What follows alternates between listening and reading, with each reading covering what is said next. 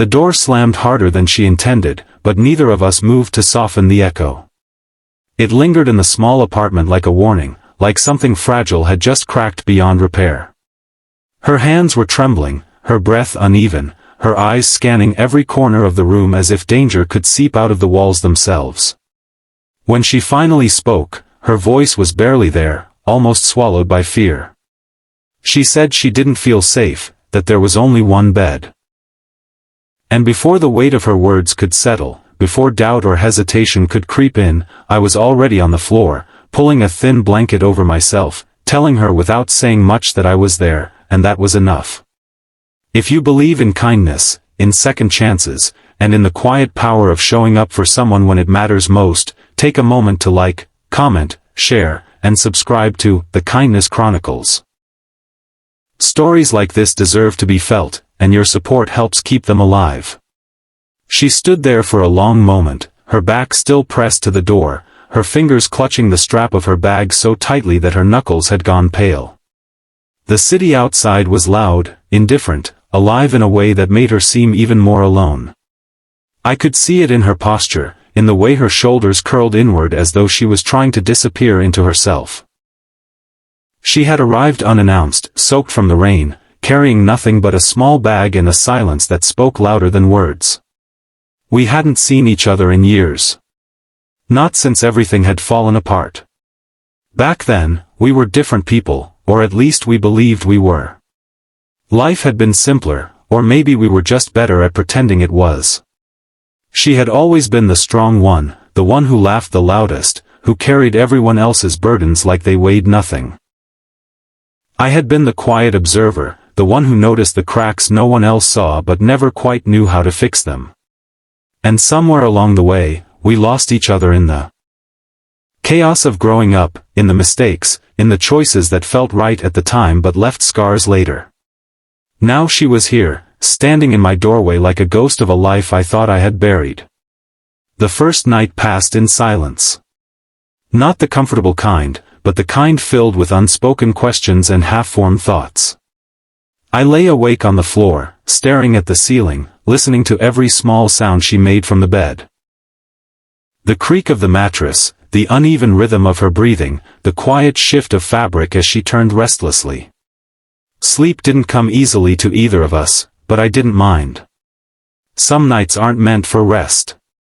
Some nights are meant for surviving. In the morning, the light filtered through the thin curtains, soft and hesitant, as if it wasn't sure it was welcome. She was already awake, sitting at the edge of the bed, her face buried in her hands. For a moment, I thought she was crying, but when she looked up, her eyes were dry. Empty, almost. That was the first sign. Pain doesn't always come with tears.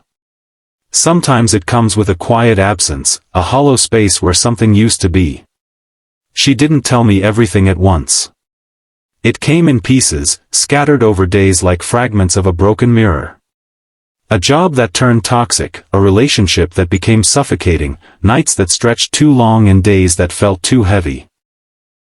There were things she couldn't say, things she wasn't ready to face, and I didn't push.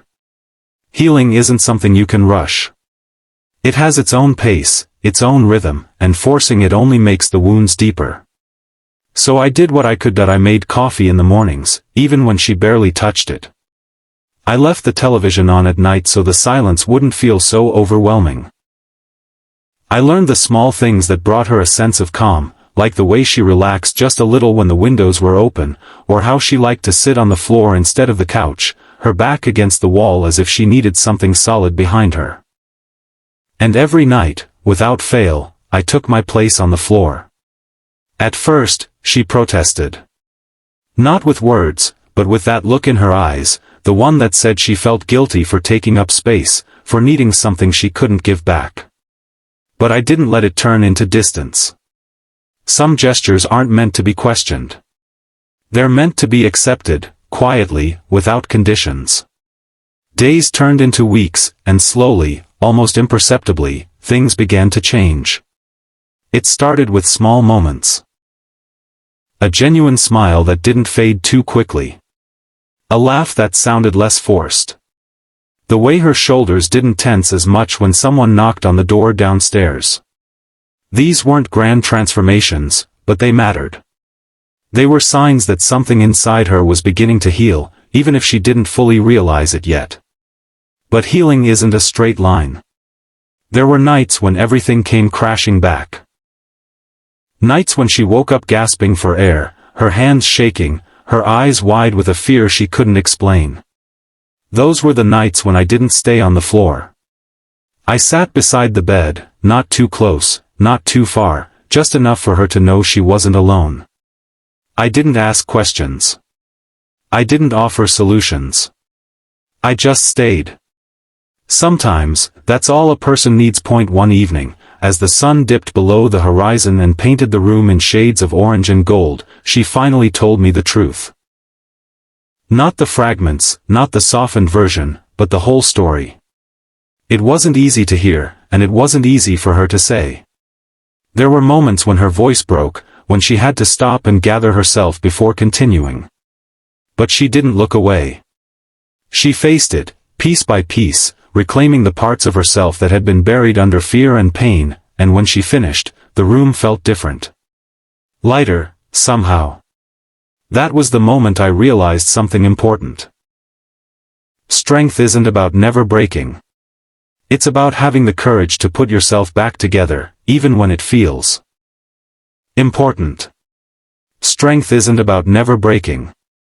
It's about having the courage to put yourself back together, even when it feels impossible. Time kept moving, as it always does. The world outside didn't pause for us, didn't slow down to accommodate our healing. But inside that small apartment, something steady was being built. Not just safety, but trust. Not just comfort, but connection. Eventually, she stopped sleeping on the edge of the bed. She stopped checking the locks multiple times before going to sleep. She started making plans again, small ones at first, like going out for groceries or taking a walk around the block. Each step forward was a victory, even if it didn't seem like much from the outside.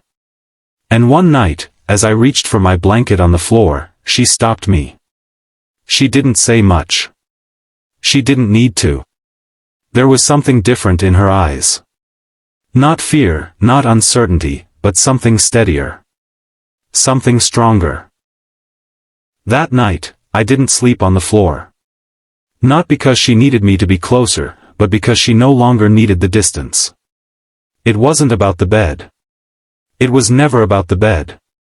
It was about feeling safe.